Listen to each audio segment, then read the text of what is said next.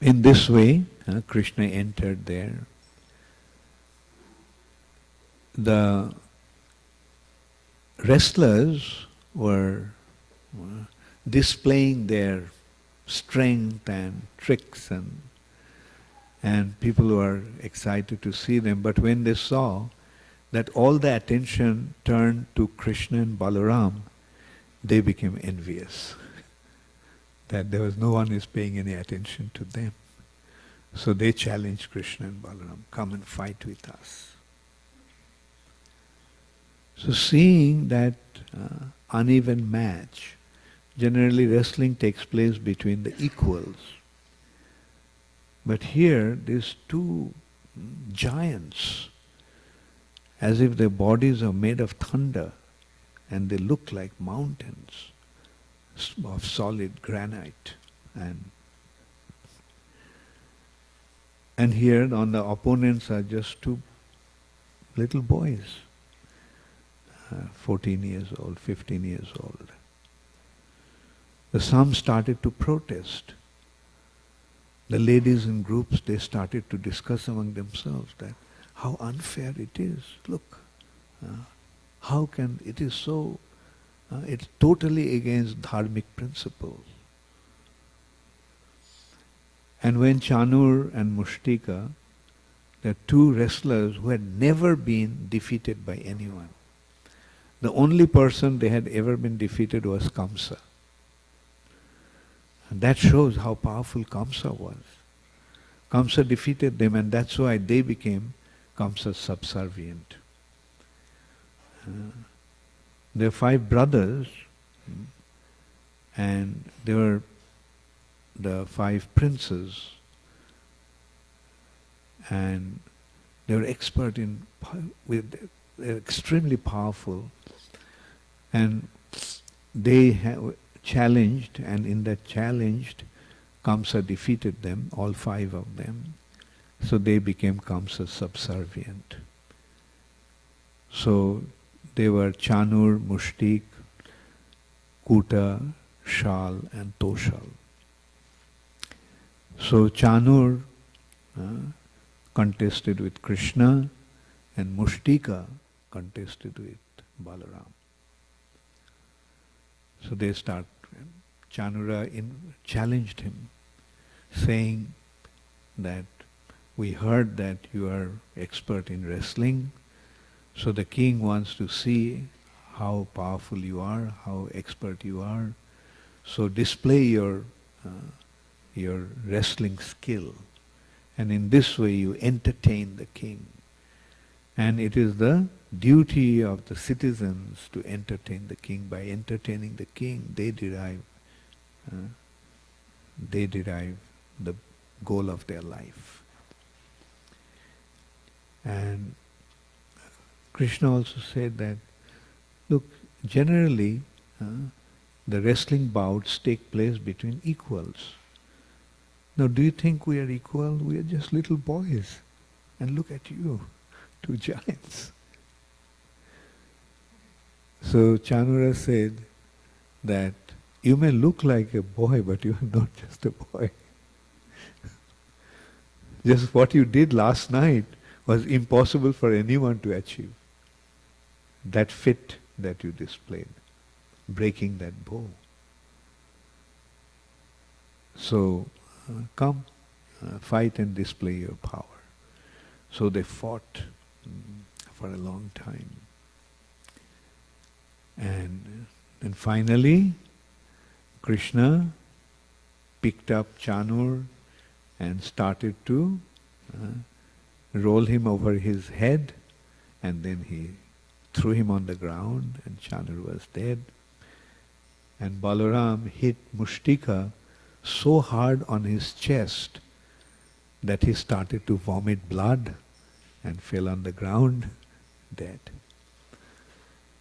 So when they were dead like that, then his brother Mushtika and Chanur and Mushtik's brothers came and attacked, and Krishna and Balaram killed all 3 of them also.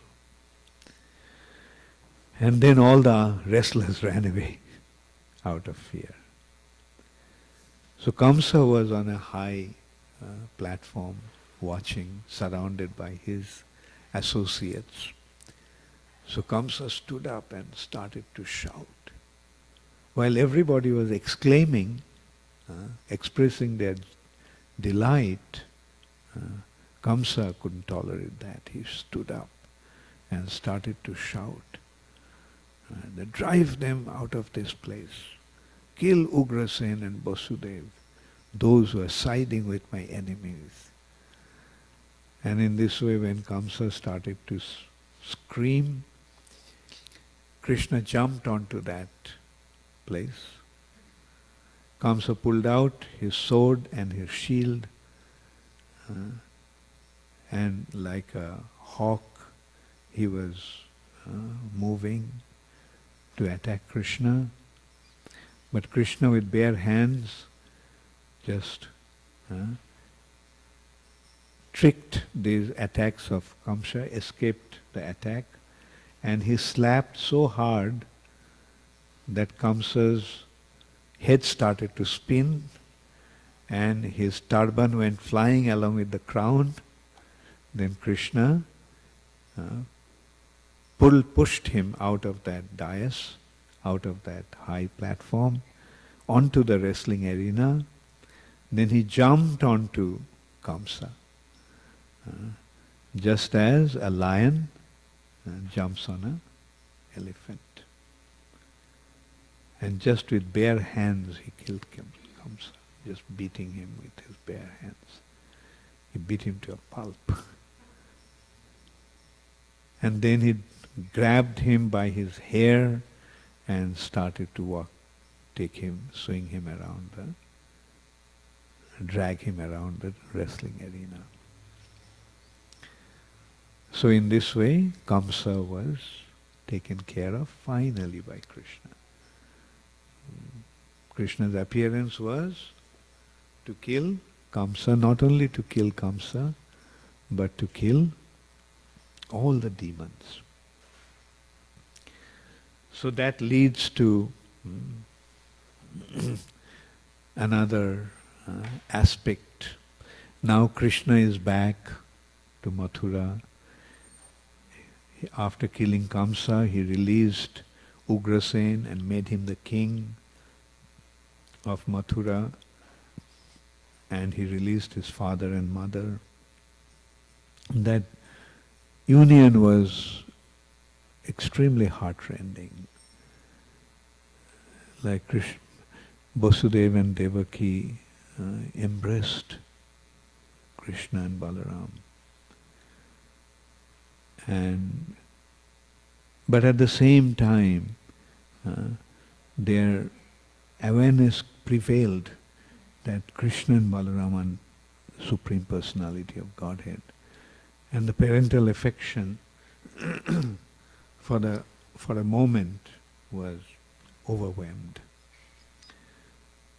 And so Krishna then started to tell him that for my sake you have suffered so much. It is for my sake that you lost your 6 children. It is for my sake that you are put into prison. And as the parents experience the joy of bringing up their children, you are deprived of that joy because we had to be separated. And in this way Krishna just started to express his guilt to his parents. We can see in this way how Krishna as an ordinary person, as an ordinary human being, is dealing with his devotees. Some devotees are his parents, some devotees are his friends, and in this way they have this wonderful loving exchange. The Lord has the wonderful loving exchange with his devotees. Then Krishna turned towards Nanda Maharaj and he was feeling bad, guilty that now Nanda Maharaj is feeling bad. So Krishna glorified Nanda Maharaj and thanked him for bringing him up as his own son. And with the assurance that he would go back to Vrindavan soon, he told Nanda Maharaj to return there. Vasudev arranged for Krishna and Balaram to have their Upanayan Brahmin thread ceremony. And Garga Muni conducted that.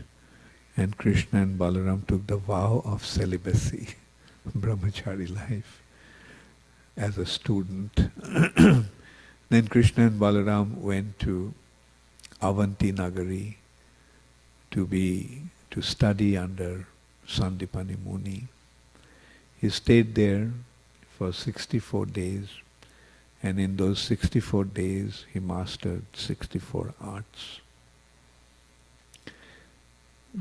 Then after the education was complete, Krishna Balaram wanted to give the Guru some Guru Dakshina.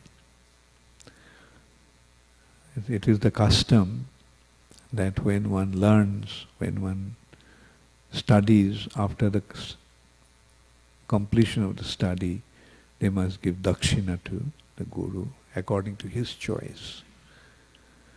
So Sandipani Muni told him that, look, I don't need anything. By getting you as my students, I got everything.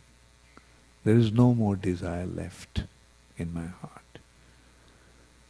But I'll consult with my wife and see if she wants something. So when he went to his wife and told her that Krishna and Balaram wanted to give some Guru Dakshina, so she said, ever since we got these two boys came here, I completely forgot the pain that I was experiencing due to the loss of my son, who drowned in the ocean. And now, if they are leaving, I'll be again plunged into this ocean of sorrow. And these two boys are extraordinary. Therefore, let's ask something extraordinary from them. So ask them to bring our dead son back. So Sandipani Muni went and said, look, this is my wife wanted. So Krishna and Balaram said, fine, we'll do it. And then they got into a chariot and they went to Prabhash Tirtha, where the boy was drowned. He called the ocean god and told him, bring my Guru's son back. Ocean said, I did not kidnap him. I didn't abduct him. It is a demon called Panchajan who actually did that. So he is at the depth of the ocean. So Krishna went down and killed Panchajan. And this demon was residing there hiding as a conch shell. So after killing the demon, Krishna couldn't find the boy.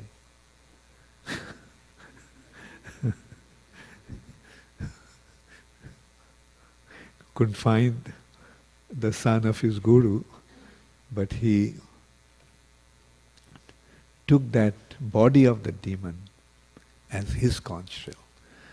You remember Panchajanna, Rishikesha, Devadatta, Dhananjaya. That was Krishna's conch shell. And that is how Krishna procured this conch shell. So after that, Krishna went to Sangjamanipuri, the abode of Lord Jamraj. And he asked Jamraj, he blew the conch shell. So Jamraj came out. As you know, Jamraj is a devotee of Krishna, so he was delighted to see Krishna. offered his obeisances and greeted him. And he told him that, so Krishna told him that my Guru's son died on here, so please bring him. So Jamraj brought him, and Krishna and Balaram took the dead son of his Guru, dead son of their Guru, back to and returned him. So after Kamsa was killed, Kamsa's two wives, Asti and Prapti, became widows. And they were the daughters of a very powerful king, Jarasandha. So they went to their father and told that Krishna killed their husband. So Jarasandha became so upset. Right there he took a vow that he would wipe out the entire Jadu dynasty. And he addressed Krishna, he called Krishna the killer of his relative. And at that point, Prabhupada pointed out that this is the nature of a demon. When their interest is hurt, they become so upset. While Kamsa killed his sister's 6 children right after their birth, he didn't consider that as a fault of Kamsa. But now Krishna killed Kamsa, who happens to be his uncle, so he is saying the killer of a relative. So Jarasandha decided to kill not only Krishna and Balaram, but to wipe out the entire family, Jadu dynasty. And he attacked Mathura with 23 Akshohini soldiers. Mind you, the battle of Kurukshetra was fought with total 18 Akshohini soldiers. 11 Akshohini on the side of the Kauravas and 7 Akshohini in the side of the Pandavas. But here, Jarasandha is attacking Mathura with 23 Akshohini soldiers. So when Jarasandha came to attack Mathura, 2 chariots came, just appeared there, Krishna and Balaram's chariot. Krishna's chariot with the mark of Garuda on the flag. And Balaram's chariot with the mark of a tal tree on the flag. Garuda Dhaj and Talad Dhaj, palm tree mark. And those chariots were equipped with horses, chariot driver, weapons. So all that came from the spiritual sky. Now to equip Krishna to fight the battle. There was hardly any soldiers left because after Kamsa's death, Kamsa's army, Kamsa's soldiers were all dismantled. Most really, many of them joined Jarasandha.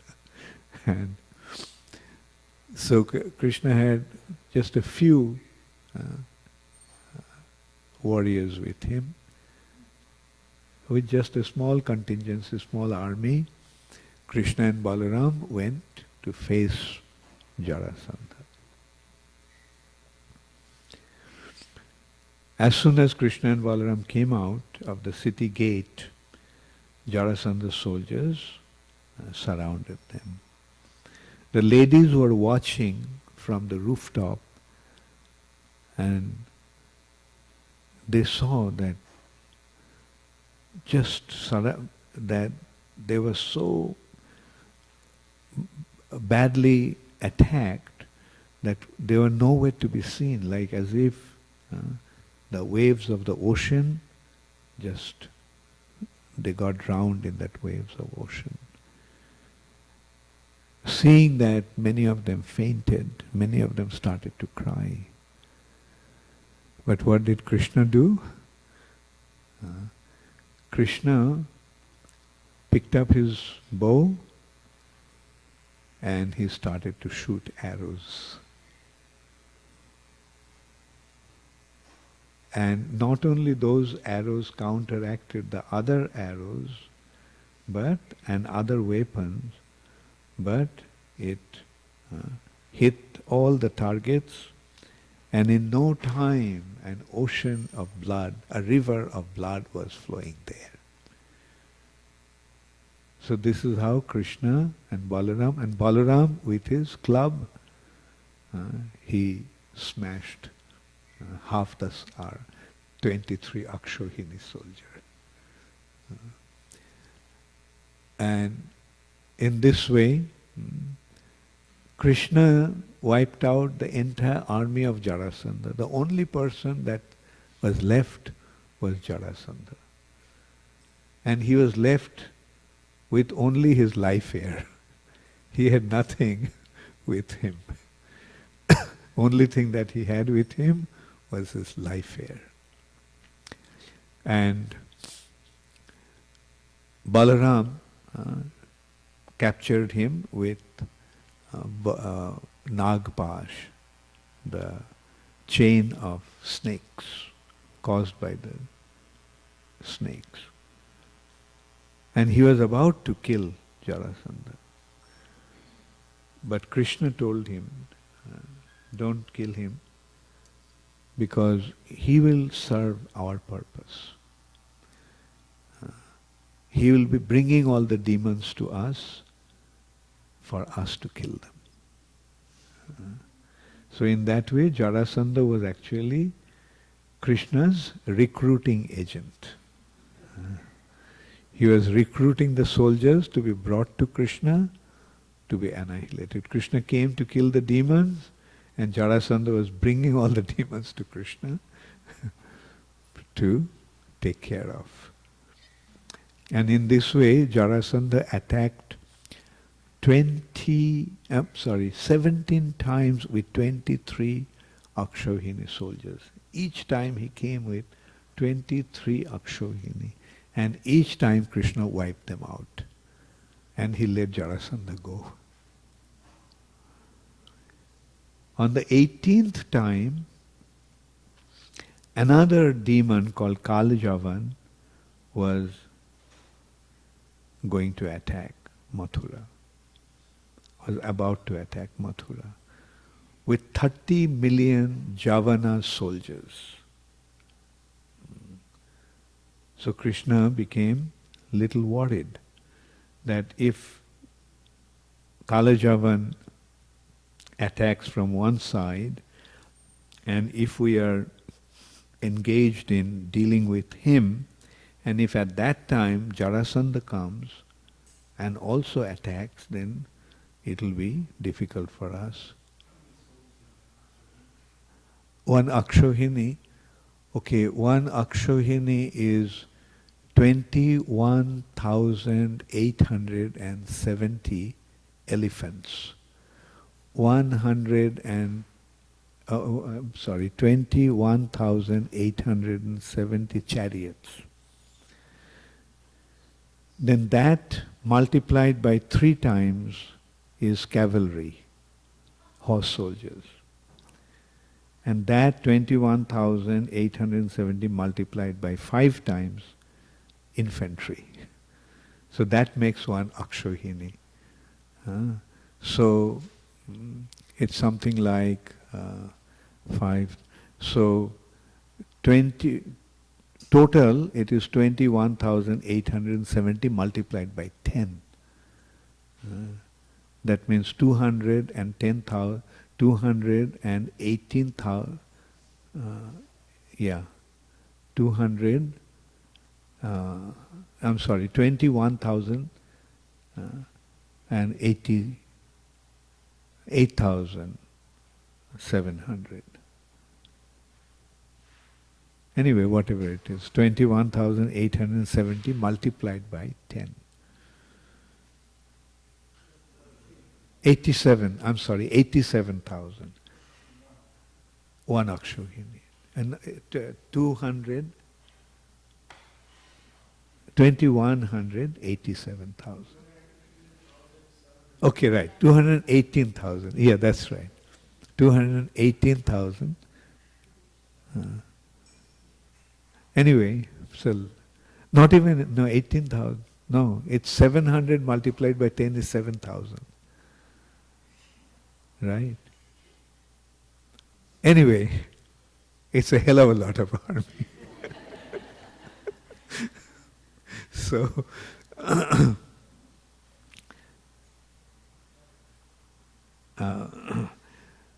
anyway, so this is how, so now, again, it's Krishna's pastimes. What cannot Krishna do? Right? Like he's attacked by such 23 Akshogini soldiers, but he is unaffected. And it has been described that all of Jarasandha soldiers were dead, but not a single one from Krishna's side was lost. So why? Because he is the Supreme Personality of Godhead. Anyone who sides with him is never lost. But like as if Krishna is now perturbed. Oh, what am I going to do? The enemies are going to attack from two sides. We have to deal with that situation. And so Krishna decides that for the safety of the residents of Mathura, we must make some arrangements. So Krishna called Vishwakarma, the architect of the demigods, and told Vishwakarma to build a city in the middle of the ocean, which will be impossible for any enemy to approach. So overnight, the city was built. And at that night, everyone, when they were asleep, was transported to Dwarka. In the morning when they woke up, they found that they are at a strange place in different palaces. And in front of the palace there was a nameplate announcing whose house it was. So this is how everyone from Mathura was transported, while Kalayavana came with 30 million soldiers. And Krishna, just wearing a garland, without any weapon, he just came out of the city gate. And seeing him, Kalayavana heard about Krishna from Narad Muni, and he could recognize that this is the person. Narad Muni described him, a person with a complexion of bluish complexion. Jai Shri Shri Gaur Nitai ki Jai. Jai Shri Shri Rukmini Dwarkadhish ki Jai. Jai Shri Shri Jagannath Baladev Subhadra Maharani ki Jai.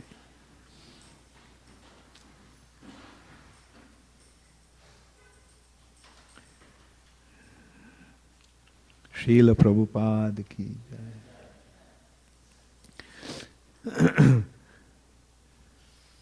So, Krishna and Balaram, so seeing him, Kalayavana recognized that this is Krishna.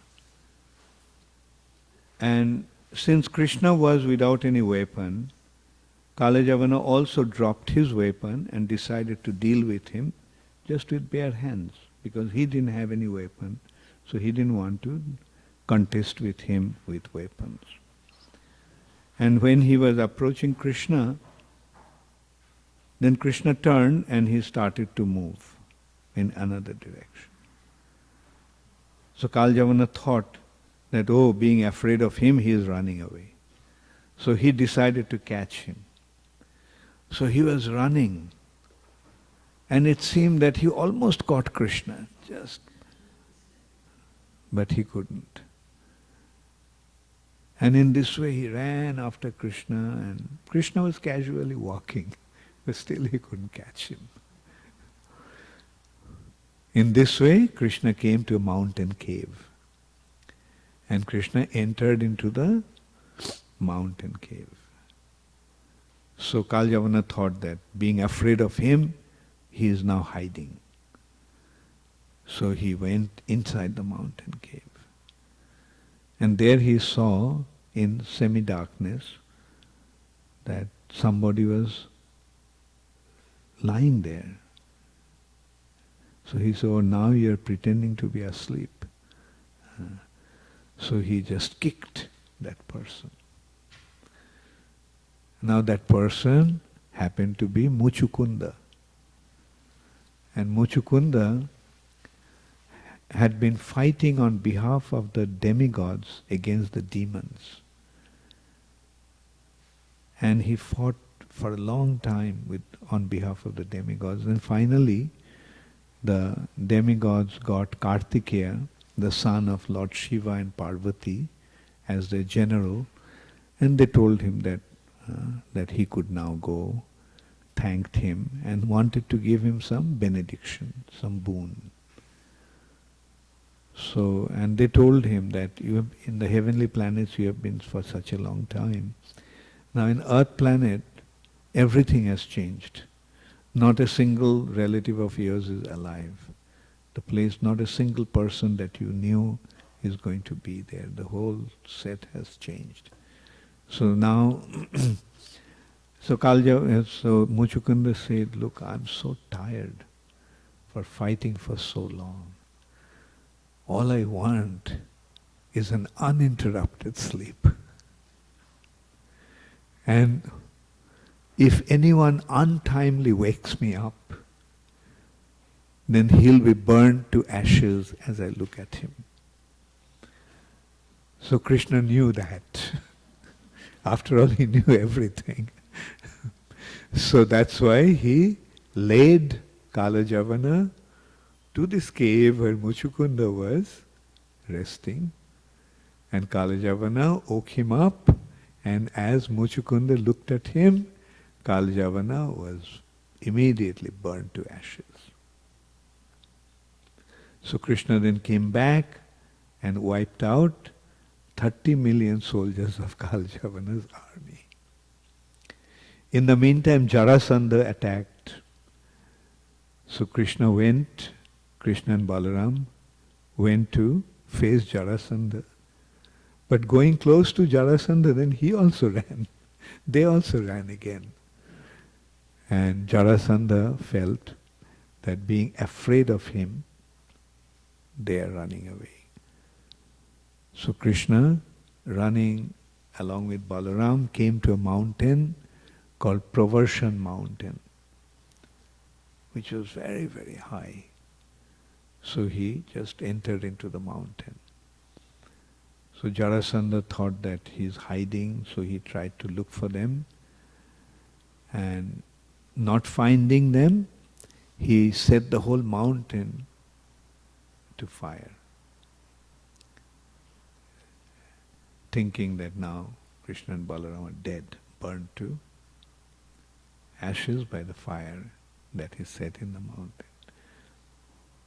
But Krishna and Balaram went on top of the mountain, and from there they jumped. And then they swam across the ocean and came to Dwarka. Because Krishna ran away from the battlefield, therefore he is known as the one who ran away from the battlefield, which in Sanskrit says ran chor. Ran means battle, chor means ran away. For a Kshatriya, it is a great disgrace that when a Kshatriya runs away from the battlefield. But Krishna is the Supreme Personality of Godhead. Whatever he does is wonderful. So today I'll stop here now, and if anybody has any question, can ask. In these sessions we have noticed it leads to a very interesting question-answer sessions.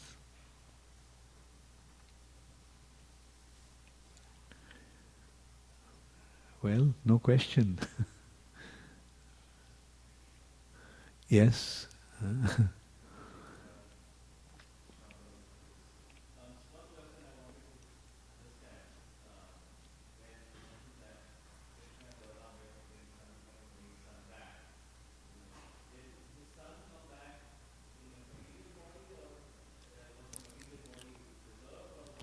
We have to naturally, like when they came back with material body.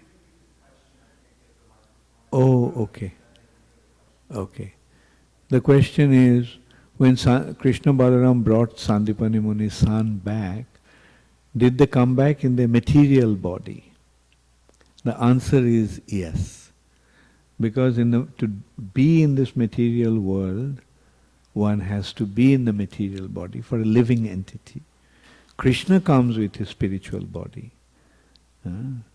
But when one comes like that, we have to understand that that is the material body, meaning in the same way the boy was drowned, he came back in the same form.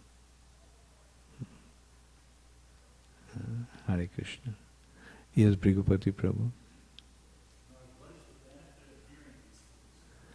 The benefit of hearing is this thing is that we get to know how wonderful Krishna is. And those who are favorably disposed to Krishna, they develop their attraction for Krishna, or their attraction for Krishna increases. And the demons, upon hearing them, they become more upset. They become more inimical. And they either want to kill Krishna, or if Krishna is not present, they want to prove everybody that Krishna never existed.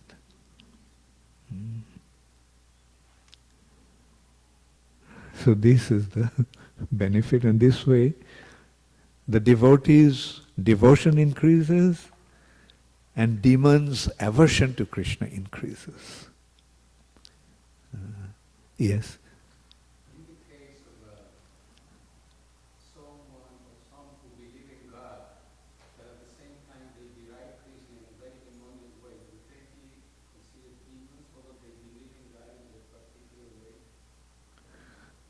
Okay, I am supposed to repeat the question. Tell me whether I got it right. That somebody who believes in Krishna but derides him, should he be considered to be a demon? That's what you are saying?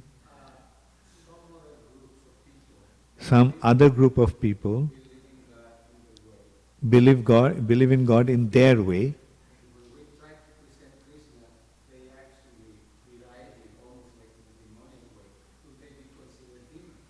Yeah.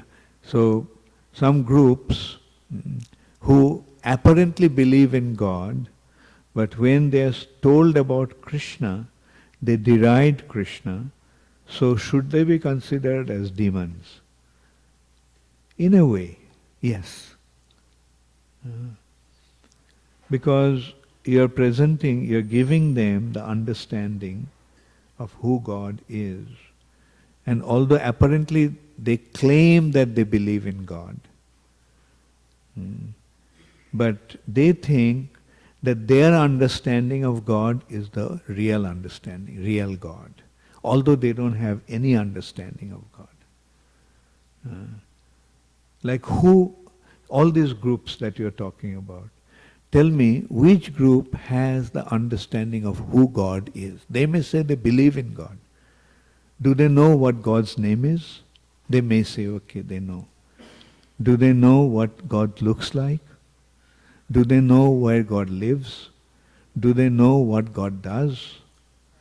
So if they don't know what His name is, what He looks like, where He lives, what He does, then what is their understanding of God? Now, when so mercifully you want to give them the understanding of God, they resent it. As you said, they deride Him. Krishna Himself said, Avajananti mang mudha manusim tanumashritam. The fools deride me, seeing me in this human-like form.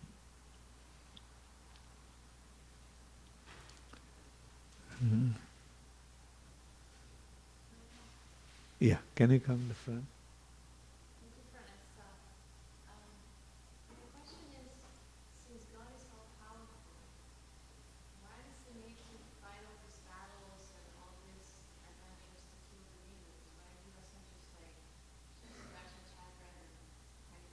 Yeah. It feels like a lot of work.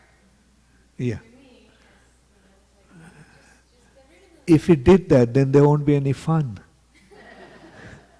Right?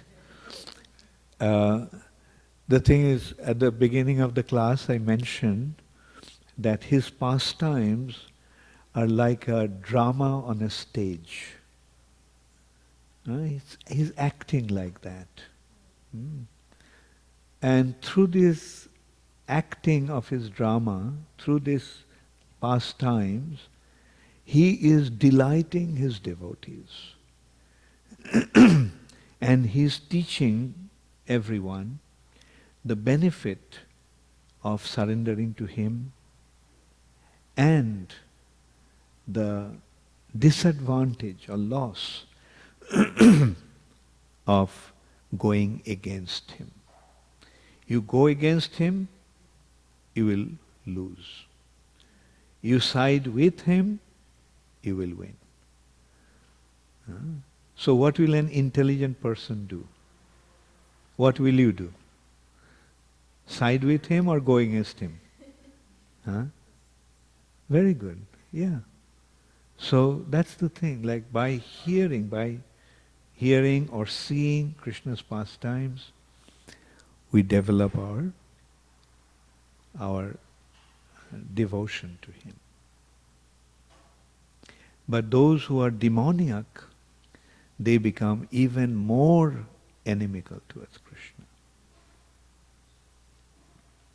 If Krishna was not there, they wouldn't have been so averse to him.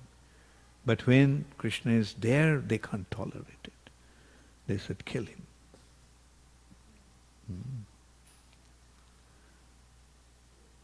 Does it answer your question? So what are you going to do once again? Very good. Thank you. Yes?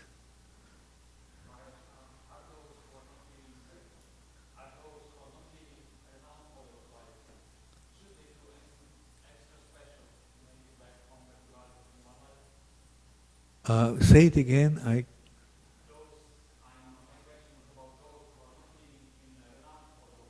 Okay. Yeah.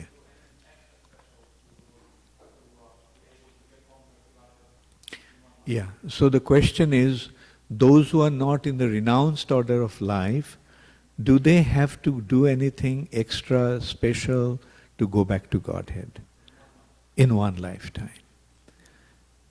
You see, to go back to Godhead or to become a devotee of Krishna, there is no consideration of any material status or condition, like sannyasi or a brahmana or brahmachari. Like these are not at all of any consequence. What really matters is devotion. Devotion is the only thing that Krishna takes into consideration, not our external, caste or, varna or ashram. Sannyasis are renounced, but that Prabhupada said that our sannyasis actually to facilitate our preaching. As a sannyasi, you get a better opportunity to preach. But when it comes to devotion, the main consideration is your love for him. And it is your love for Krishna that will qualify you to go back to Godhead. And now another point here is, you see, although it is nice to desire to go back to Godhead in this life, but as you advance in spiritual life, then you realize that when you go back to Godhead is not important. When Krishna will take you there, you are open to that consideration. I don't care. Whenever Krishna will want, he will take me. But as long as wherever I am, all I want is to serve Krishna.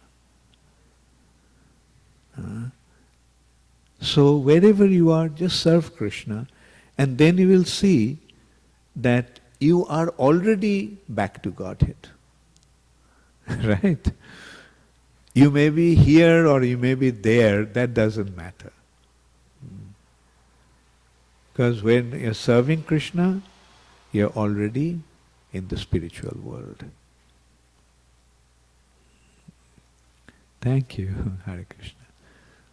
An actor, when he performs his role, he's still conscious of... No, say it again.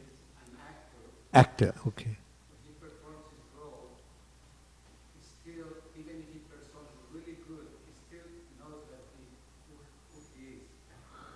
Okay. So the question is, an actor, when he is playing his role, he knows who he is. In the case of Krishna, we know that Yoga Maya apparently covers him to forget himself. Okay, good. But when one is playing in Krishna's pastimes, Yogamaya makes him or her forget himself.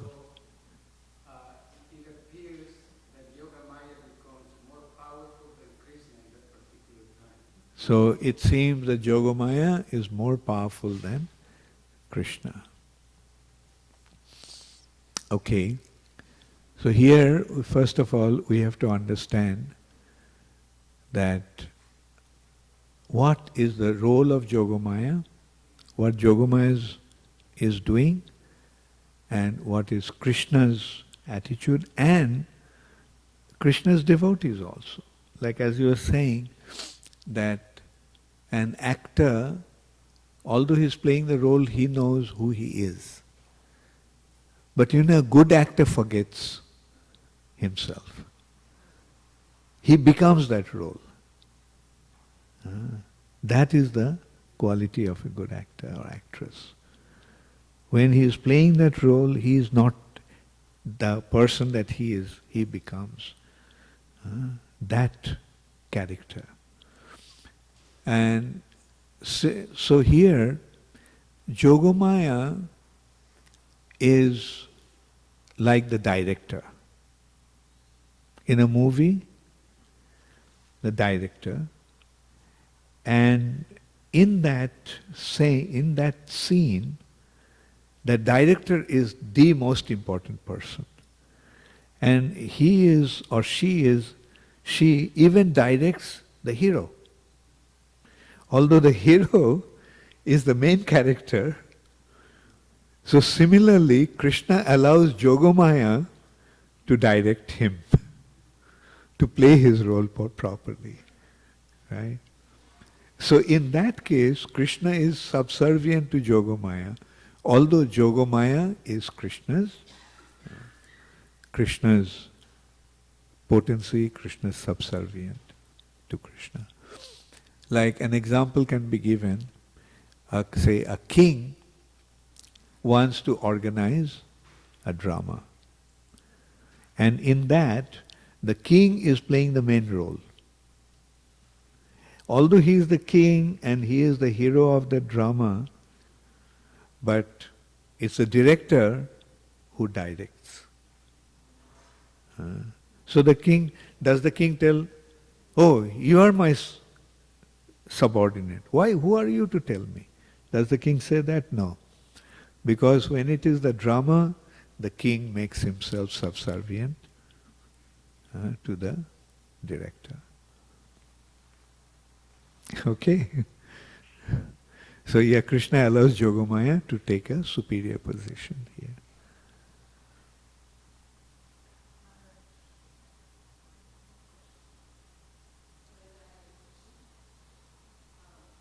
She has a question. I'll take your question later, after that. Huh? Yeah, go ahead, go ahead.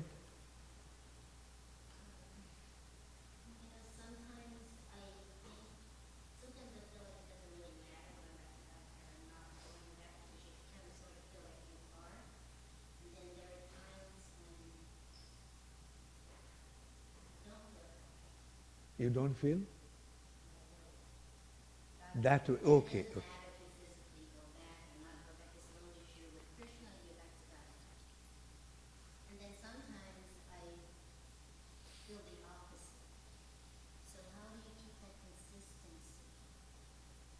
Mm.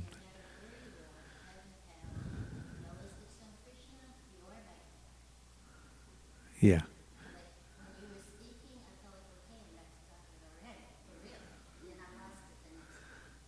Good point you made. Like, you see, yeah, so I'm answering. I'm answering. Yeah, the question is that sometimes I feel like being in Godhead or aspiring to go to Godhead, but sometimes I don't care or I forget. Now, what is the best way to remain fixed up in that consciousness? Right? That's your question? Yeah, and yeah. What you're saying that happens to everyone. Because sometimes we are Maya, sometimes we are in Krishna consciousness. That is the nature of this material nature. As long as we are in the material nature, it will be like that. Sometimes we are influenced by the material and illusory energy. Sometimes we are coming to our senses and trying to be fixed up. Now, as you said, how to remain fixed up in our proper consciousness? The way to remain fixed up in our proper consciousness is by being in proper association. That's why, proper association of good devotees is so important. Because that reminds us about Krishna. That reminds us about the benefit of being Krishna conscious. Otherwise, what happens? We naturally get allured by the illusory energy of the Lord.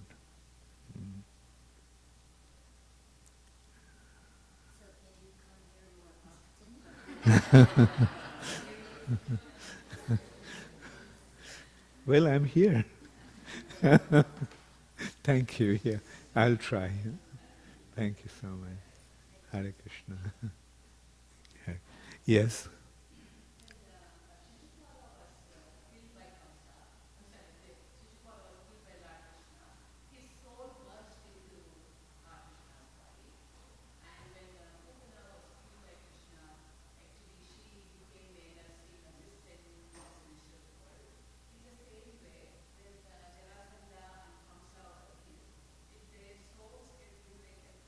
Yeah, yeah, yeah. It has been described in the scriptures, Asura Harina Hata. The demons that are killed by, although they're demons, when they're killed by Krishna, they get delivered. Generally, they get into Brahma Sajujya. They get Sajujya Mukti. They merge in impersonal Brahma Jyoti. But in some special occasions, they get Vaikuntha liberation. They get elevated to Vaikuntha.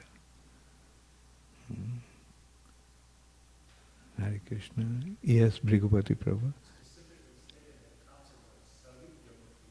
Hmm. But Jarasandha was killed by Bhima, Hmm. Right. because he was in the presence of Krishna. Yeah. Yeah. Good. Yeah. To be killed by Krishna is also a matter of good fortune.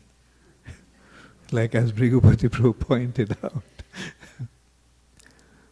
that Jarasandha was killed by Bhima, therefore he may not have the same good fortune. But who knows? Some, yeah. Sometimes, you know, Not from the statement that all the soldiers who were killed in the Battle of Kurukshetra in Krishna's presence, that they went back to God. yeah, And the ones that weren't, they went to heaven with God. Very good. yeah, that's true. Yeah, I mean, it's like, to get get an opportunity to play in the drama that has been organized by the king. Won't all the actors and actresses get some special remuneration?